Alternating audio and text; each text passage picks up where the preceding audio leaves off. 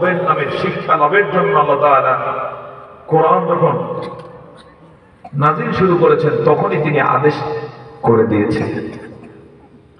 আল্লাহ তাআলা বলেন ইকরা বিসমি রাব্বিকাল্লাযী খলাক খলাকাল ইনসানা মিন আলাক। ইকরা বিসমি, পড়ো তুমি তোমার রবের নামে। ইকরা বিসমি রাব্বিকাল্লাযী খলাক, যিনি তোমাকে সৃষ্টি করেছেন, আমাদেরকে সৃষ্টি করেছেন কে?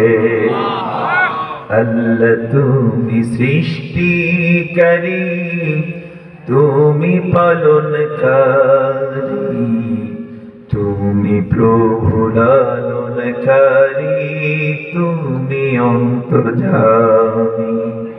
আল্লাহ তুমি সৃষ্টিকারী, তুমি পালনকারী, তুমি প্রভু লালনকারী, তুমি অন্তর্যামী। সুবহানাল্লাহ।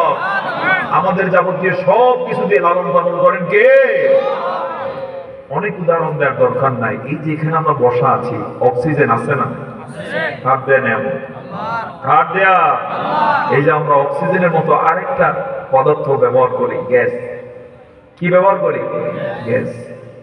মাঝে মাঝে এমন হয় গ্যাস থাকে না, নাই আছে না? নাই ঘটনা। গাড়িতে গ্যাস দিয়ে গ্যাস নাই, আবার নিতে হলে টাকা দেয়া লাগে নাকি লাগে না? হাসতে কোনো লাগে নাকি লাগে না? সে আল্লাহ তাআলা অক্সিজেন দিলেন। গ্যাসের দাম বেশি না অক্সিজেনের দাম বেশি হওয়ার কথা? হ্যাঁ, কোনটা সবচেয়ে বেশি প্রয়োজন? সেটা কি দিলেন আল্লাহ তাআলা? কি দিলেন? সুবহানাল্লাহ বলবো না? কি দিলেন? কি দিলেন? এমন দামি, এমন প্রয়োজনীয় অক্সিজেন, যদি আল্লাহ না করুন 1 মিনিটে সরবরাহ না হয় তাহলে ভয়াবহ দুর্ঘটনা ঘটে যায়। জবান ছেড়ে বললাম আল্লাহু আকবার। একবার আমার এক ফ্রেন্ড গল্প করতে গিয়ে বললেন, উনি আমেরিকা যাচ্ছিলেন, যাওয়ার পথে তো আটলান্টিক পাড়ি দিতে হয়। আটলান্টিকের উপর দিয়ে যখন বিমান ছুটে চলে, প্রায় 40,000 ফিট উপরে বিমান অবস্থান করে, পরিমাপ মতো 40,000 ফিট দিয়ে উড়ে। হঠাৎ করে দেখা গেল চিৎকার করে গেছে বিমানের মাঝে। কি হয়েছে? বিমান থেকে এলান দেয়া হলো যে অক্সিজেনের মাত্রা কম, যার কারণে মুহূর্তের মধ্যে 40,000 ফিট থেকে 25,000 ফিট নিচে চলে আসছে বিমান। অর্থাৎ উড়ার জন্য যে অক্সিজেন দরকার সেটা পাচ্ছিল না, এজন্য কি নিচে পড়ে যাচ্ছিল। পরে একটু পরে দেখলাম আবার বিমান স্বাভাবিক হচ্ছে, আবার উপরে দিয়ে উঠতে পারতেছে। সেখানে যদি অল্প কয়েক মিনিট আর অক্সিজেন ভালোভাবে না পেতেন তাহলে আল্লাহ না করুন বিমানটা ক্রাশ করত। বিমান ক্রাশ মানে হচ্ছে কারো বাঁচার আর কি থাকতো না, উপায় থাকতো না। তাহলে শুধু আমাদের মাঝে অক্সিজেন নয়, মানুষ চলাচলের জন্য আসমানের যে পর্যন্ত পরিধি আছে সেখানে অক্সিজেন আছে না? না। কে দান করেছে? জবান ছেড়ে বলুন, কে দান করেছে? আল্লাহ। সুবহানাল্লাহ। এভাবে শুধু অক্সিজেন নয়, আরো যা প্রয়োজন সবগুলো দেন একজন, তিনি কে? সে আল্লাহর নামে। এজন্য তিনি বলেছেন ইকরা বিসমি রাব্বিকাল্লাযী খলাক খলাকাল ইনসানা মিন আলাক। পড়ো তোমার প্রভুর নামে, যিনি জমাট বাঁধা লেগে থাকা কামড়ে থাকা রক্ত থেকে সৃষ্টি করেছে। সুবহানাল্লাহ। অনেক কথা, এত কথা সারমর্ম শুধু এইভাবে তুলে ধরতে চাই যে এগুলো জানার জন্য ইসলামী শিক্ষার বিকল্প নাই। ধন্যবাদ জানাচ্ছি বন্ধুবর মাওলানা শামীমকে, সেই ইসলামী শিক্ষাকে, এই শিক্ষার আলোকে আশুলিয়াতে ছড়িয়ে দেওয়ার জন্য তারা প্রতিষ্ঠা করেছেন সিরাজুল মুনিরা মডেল মাদ্রাসা। আমি একটা সরল প্রশ্ন আপনাদেরকে করতে চাই, এই মাদ্রাসা যদি এখানে না হতো আপনার কি মাহফিলের আয়োজন চিন্তা করতে পারতেন? হ্যাঁ, এখানে এখন কয়টা ক্যাম্পাস? 3টা ক্যাম্পাস। এই ক্যাম্পাসে কারা পড়ে? এখানকার সন্তান হয়। আলহামদুলিল্লাহ বলবেন না? পড়ার কারণে এলাকার উন্নতি না অনুন্নতি? কথা বলুন। এভাবে যদি দ্বীনি শিক্ষা ছড়িয়ে যায়, আমি বিশ্বাস করি গোটা সমাজ, গোটা দেশ উন্নত হয়ে যাবে। হবে না ইনশাআল্লাহ? এই জাতিকে আল্লাহ তাআলা শিক্ষার জন্যই যেন সামনে এনেছে। এজন্য সূরা আলাকের প্রথম আয়াত 5 আয়াত নাযিল করে আল্লাহ তাআলা শিক্ষা লাভের জন্য আদেশ করেছিলেন। দুঃখজনক হলেও সত্য, এই শতকের এই প্রেক্ষাপটে এসে কিছু নাস্তিক মোরতাদের খপ্পরে পড়ে ইসলামী শিক্ষা থেকে আমরা বঞ্চিত ছিলাম। আলহামদুলিল্লাহ আল্লাহ তাআলা তাদেরকে উৎখাত করে দিয়েছে। ইনশাআল্লাহ আগামীর বাংলাদেশ হবে ইসলামী শিক্ষার বাংলাদেশ, আগামীর বাংলাদেশ হবে কোরআনের বাংলাদেশ, আগামীর বাংলাদেশ হবে ইসলামী জনতার বাংলাদেশ। কথা বলা ঠিক না? সেই বাংলাদেশ বিনির্মাণে আমরা যার যার জায়গা থেকে ভূমিকা পালন করবো, এখন আর কাউকে ছেড়ে দেব না। রাজি আছি তো ইনশাআল্লাহ? আল্লাহ কবুল করুন। সকলে বলে আল্লাহুম্মা আমিন। একটু দরুদ শরীফ পড়ি। আল্লাহুম্মা সাল্লি আলা সাইয়্যিদিনা মাওলানা মুহাম্মদ ওয়া আলা আলি সাইয়্যিদিনা মাওলানা মুহাম্মদ। আল্লাহুম্মা সাল্লি আলা সাইয়্যিদিনা মাওলানা মুহাম্মদ ওয়া আলা আলি সাইয়্যিদিনা মাওলানা মুহাম্মদ। নিয়ে আসতে চাই আমার আলোচনার মূল পয়েন্টে। আল্লাহ তাআলা আদেশ করেছেন আমানত পৌঁছে দিতে হবে তার আহলের কাছে, মালিকের কাছে। তাহলে আমাদের যে জীবন, এই জীবনটা দিয়েছেন কে? এই জীবন তার পথে ব্যয় করতে হবে। রাজি আছি তো ইনশাআল্লাহ? অকামে কুকামে অন্যায় পথে ব্যয় করা।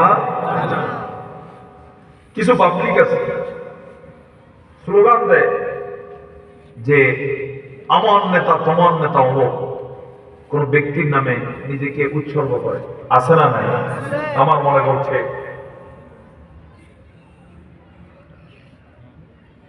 গত সরকারের যে ছাত্র সংগঠন, যে সংগঠনটা ইতোমধ্যে জঙ্গি সংগঠন হিসেবে নিষিদ্ধ করা হয়েছে, বলুন আলহামদুলিল্লাহ। আসলে নিষিদ্ধ করার কথা ছিল আরো অনেক আগে, কিন্তু কে করবে নিষিদ্ধ? সরে সরে হালি, এক সরে বিয়ে করে আরেক সরে শাদী। তো ওরা তো নিষিদ্ধ করে নাই, কিন্তু আলহামদুলিল্লাহ ছাত্র জনতার গভর্নমেন্ট হওয়ার পরে প্রথম এটা নিষিদ্ধ করেছে। আমরা তাদেরকে সাধুবাদ জানাই। কথা বলো ঠিক না? কারণ এদের বহু অপকর্মের নিউজ আমাদের কাছে আছে। তো সেই ছাত্র সংগঠনের সেক্রেটারি যে ছিল সর্বশেষ, একদিন বক্তৃতায় বলে আমার বাপ মা আমারে উৎসর্গ করছে আমার নেত্রীর জন্য। নাউজুবিল্লাহ বলবেন না? মূলত আমাদের সবার জীবন কার জন্য? আল্লাহর জন্য। আসতে বলো না কার জন্য? যদি ওই মুসলমানের বাচ্চা হতো, ওর বাবা মা যদি মাদ্রাসায় তাকে পড়াতো, অথবা কোরআন হাদিসের সামান্য জ্ঞান যদি তার থাকতো, তাহলে সে জানতো আমাদের জীবন মরণ সবকিছু কার জন্য? এত আস্তে জবান ছেড়ে বলুন কার জন্য? বলেন কুল ইন্না সালাতি ওয়া নুসুকি ওয়া মাহইয়ায়া ওয়া মামাতি লিল্লাহি রাব্বিল আলামিন। তুমি বলো ইন্না সালাতি, নিশ্চয়ই নিশ্চয়ই আমার নামাজ, অনুসুকি আমার কুরবানি, ওয়া মাহইয়ায়া এমনকি আমার জীবন, ওয়া মামাতি মরতে হলে মরণ, লিল্লাহি রাব্বিল আলামিন সব কিছু হলো জগৎ সমূহের প্রতিপালক আল্লাহর জন্য।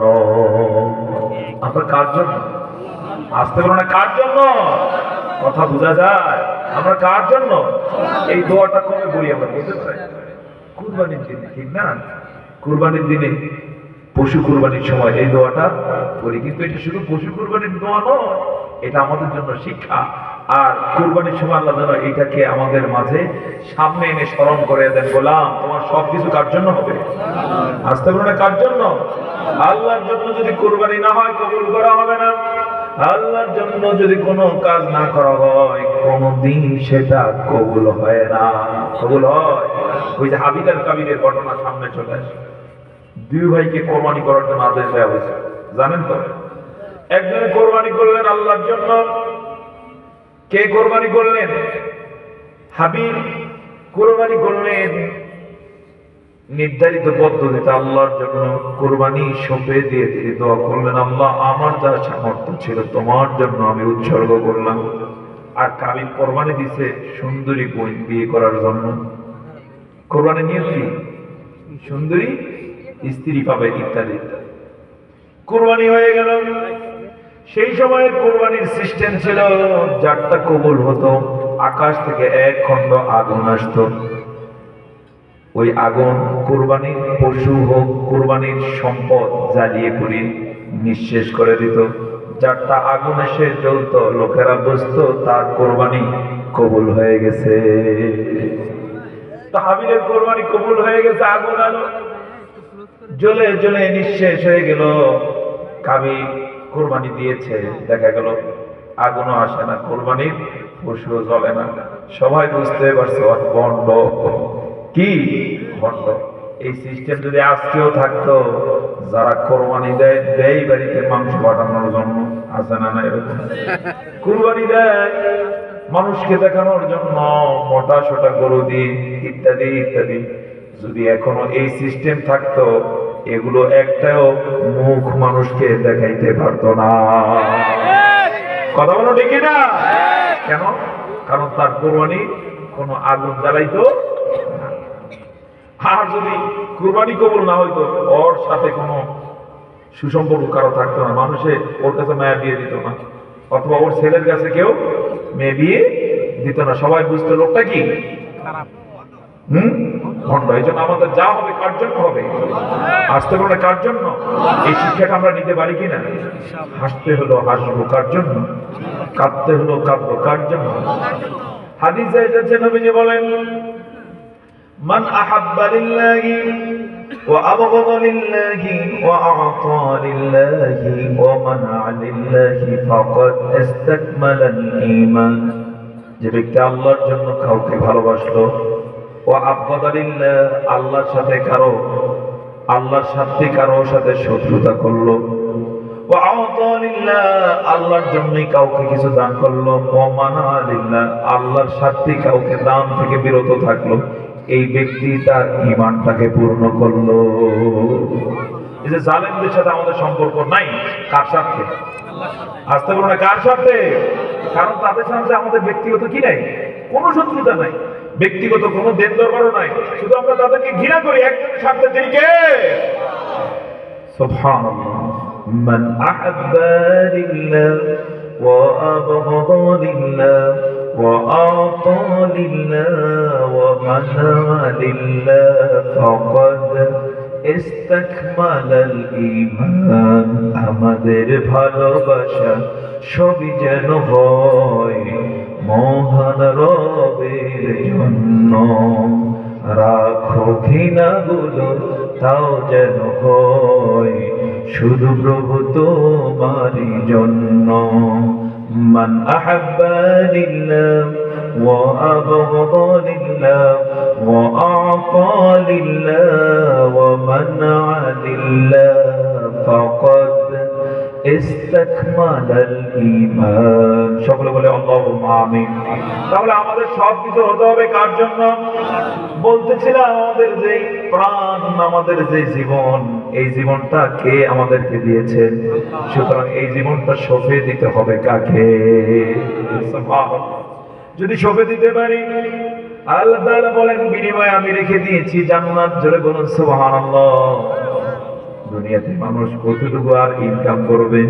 কেউ যদি সারা জীবন ইনকাম করে, বাংলাদেশটা কিনতে পারবে না। যত বড় ক্ষমতাধর হোক না কেন, যত বিশাল সম্পদের মালিক হোক না কেন, সব সম্পদ দিয়ে বাংলাদেশ কেনা যাবে না।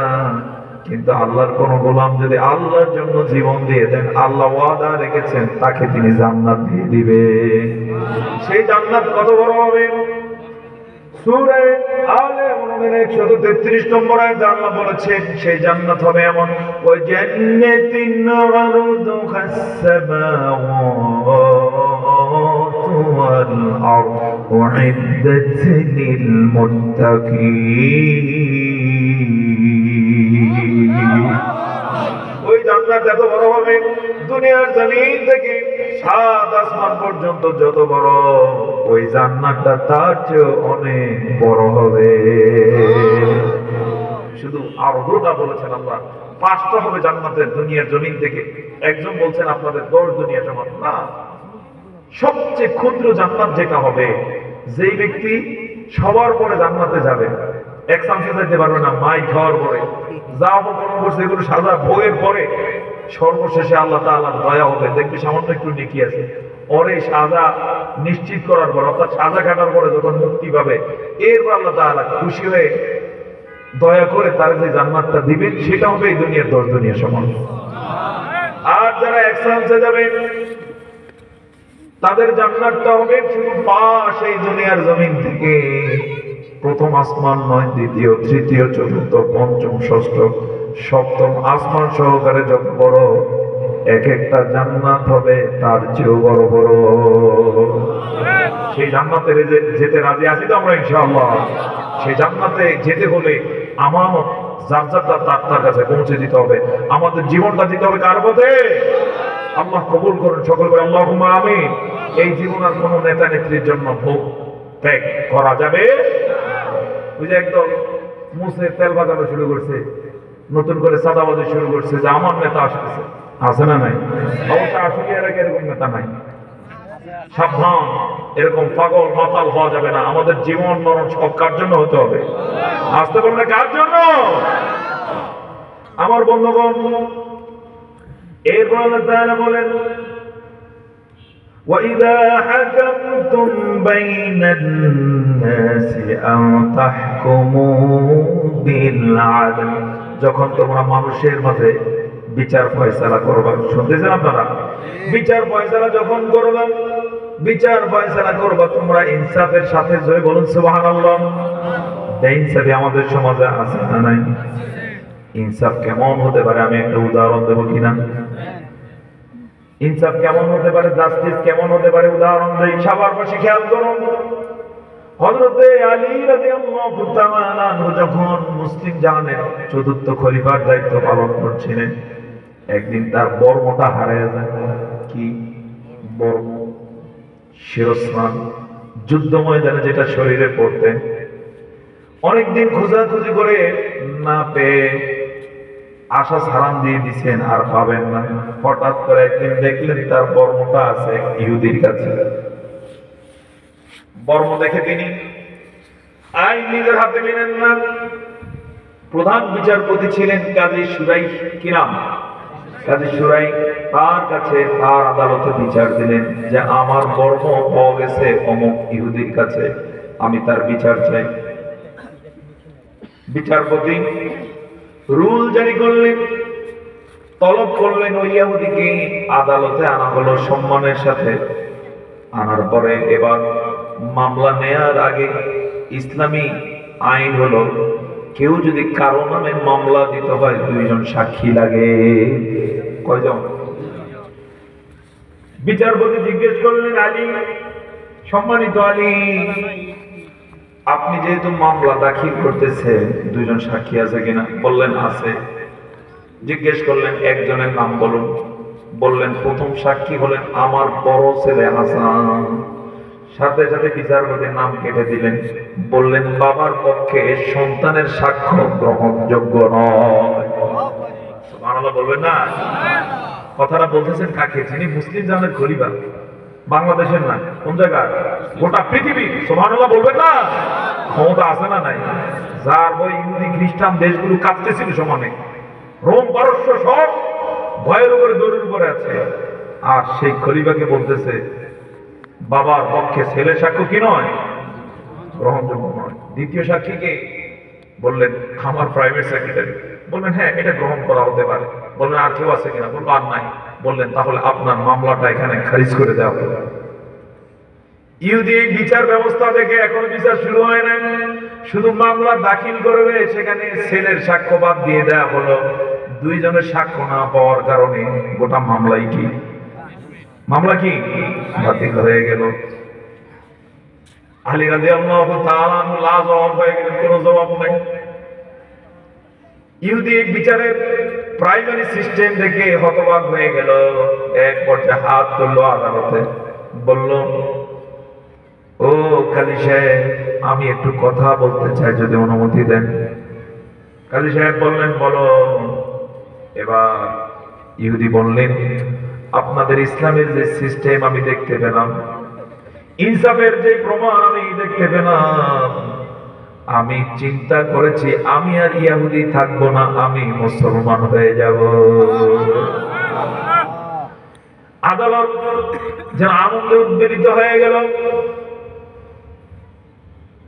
ইহুদি সাথে সাথে ঘোষণা দিয়ে দিল, আশহাদু আল্লা ইলাহা ইল্লাল্লাহু ওয়াহদাহু লা শারীকা লাহু ওয়া আশহাদু আন্না মুহাম্মাদান আবদুহু ওয়া রাসূলুহু। জোরে বলুন সুবহানাল্লাহ। ইহুদি কি হয়ে গেল? ইহুদি কি হয়ে গেল? মুসলমান হয়ে গেল। দেখুন, যদি জাস্টিস থাকে, বরকত কোন পর্যন্ত পেতে পারে মানুষ? ও শহরবাসী, ও দেশবাসী, কান খাড়া করে শোনো, ইসলামের জাস্টিস মেনে নাও, সবার জন্য লাভ আছে না নাই? আল্লাহ তাআলা কি বরকত দিলেন, ইহুদি মুসলমান হয়ে গেল। মুসলমান হওয়ার পরে এবার সে মাথা নিচু করে ঘোষণা দিয়ে দিল, ও কাজী সাহেব, যে বর্মণি হযরতে আলী এখানে বিচার দাখিল করতে এসেছেন, কিন্তু সিস্টেমের কারণে, ইসলামের ইনসাফের কারণে তিনি প্রমাণ নিতে পারেন নাই, দিতে পারেন নাই। আমি ঘোষণা দিচ্ছি, সত্যি সত্যি এই বর্মটা হযরতে আলী। বলার সাথে সাথে আদালত অবাক হয়ে গেল।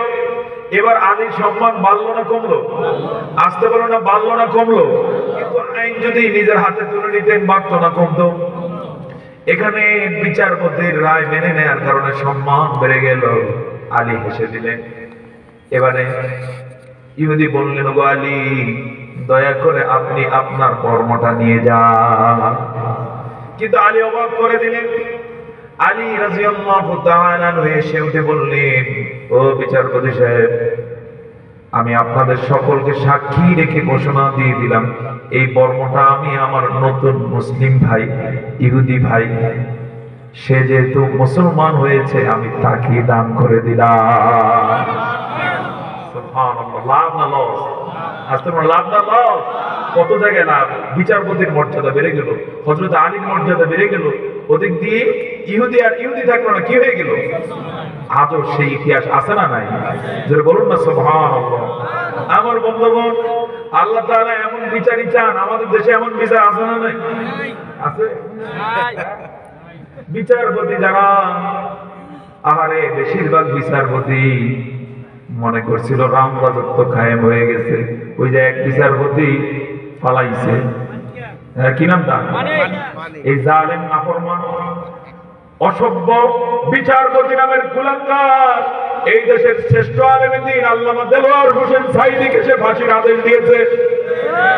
যদি এই দেশে বিচার থাকতো, আল্লামা সাঈদীকে ফাঁসির আদেশ দেয়া দূরের কথা, একদিনও তাকে জেলে রাখা যেত না। কিন্তু জালেমগুলো মনে করছে যে বুঝি রাম রাজত্ব কি হয়ে গেছে, কায়েম হয়ে গেছে। কিন্তু আমরা কি দেখলাম, যখন শেয়ার উল্টে গেছে, এখন পালাও কেন? চোরের বাচ্চা চোর। কথা বলো ঠিকই না? সিলেটবাসীকে মোবারকবাদ জানাই দেশবাসীর পক্ষ থেকে, তারা ঠিকই উত্তম ব্যবস্থা করছে, করে না?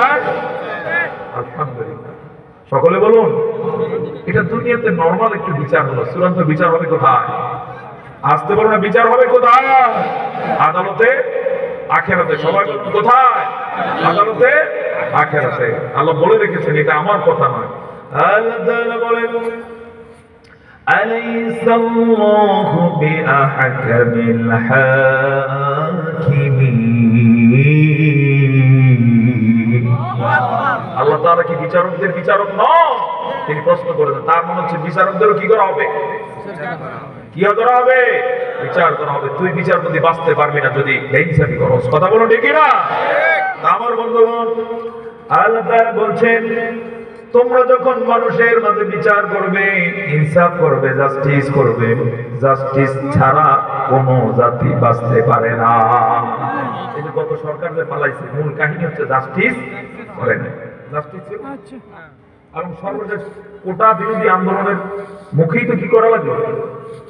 পালানো লেগেছে। যদি সেখানে যেই বিচারপতি রায়টা দিয়েছিল, কোটার বিরুদ্ধে প্রথম রায়টা আসছে থেকে হাইকোর্ট থেকে, ওখানে যদি ইনসাফ করতো, যদি ম্যাডামের পেটিকোটের নিচে সে তার বিবেককে বিকিয়ে না দিত, তাহলে সেখান থেকে রায়টা দিত সঠিক, এই আন্দোলন এভাবে মাথা চারা দিয়ে উঠতো না। কথা বলো ঠিক না? কিন্তু মনে করছে ম্যাডাম যেভাবে বলছে, কিসের আমি বিচারপতি, ম্যাডাম যা বলছে তা। সময়ের ব্যবধানে এটার উপরে ভর করে গোটা জাতি জেগে উঠল। এখন বিচারপতিও বলায়, ইমাম সাহেবও বলায়, নেতৃত্বার আগেই পালিয়ে যায়। কথা বলো ঠিক না? বিশ্বের ইতিহাসে এরকম রেকর্ড নাই যে একসাথে প্রধানমন্ত্রী পালাইলো, এমপিরা পালালো, মন্ত্রীরা পালালো। অবশ্য আপনাদের এলাকার এমপিরা পালায় নাই, তাও পালাইছে। আহা, এরপরে কত ভয়াবহ অবস্থা, বাইতুল মুকাররমের খতিব সাহেবও পালাইলো। এই জাতি কি দেখলো? আল্লাহু আকবার। আমরা এখন থেকে এই জন্য ইনসাফের বিষয়ে আর কোনো গ্যাপ করতে চাই না। রাজি আছি কিনা ইনশাআল্লাহ? সকল ক্ষেত্রে কি করতে হবে? জাস্টিস করতে হবে, ইনসাফ করতে হবে। পারা যাবে তো? ব্যক্তি, পরিবার, সমাজ, যেখানে কোনো বিচারের বিষয় আসবে, ন্যায় বিচার করবেন। কিসমত খুলে দিবেন কে? দেখুন আল্লাহ বলছেন, আল্লাহ তাআলা বলেন, ইন্নাল্লাহা নি'মা ইয়া'যুকুম বিহি। তিনি যে জাস্টিসের কথা বলছেন, তিনি বলছেন এটা কতই না উত্তম ওয়াজ। সুবহানাল্লাহ বলুন।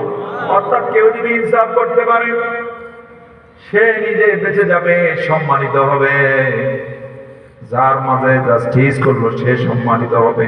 ন্যায় বিচার কোন সমাজে যদি হয়, ওই সমাজের আল্লাহ সকলকে বাঁচিয়ে দেয়।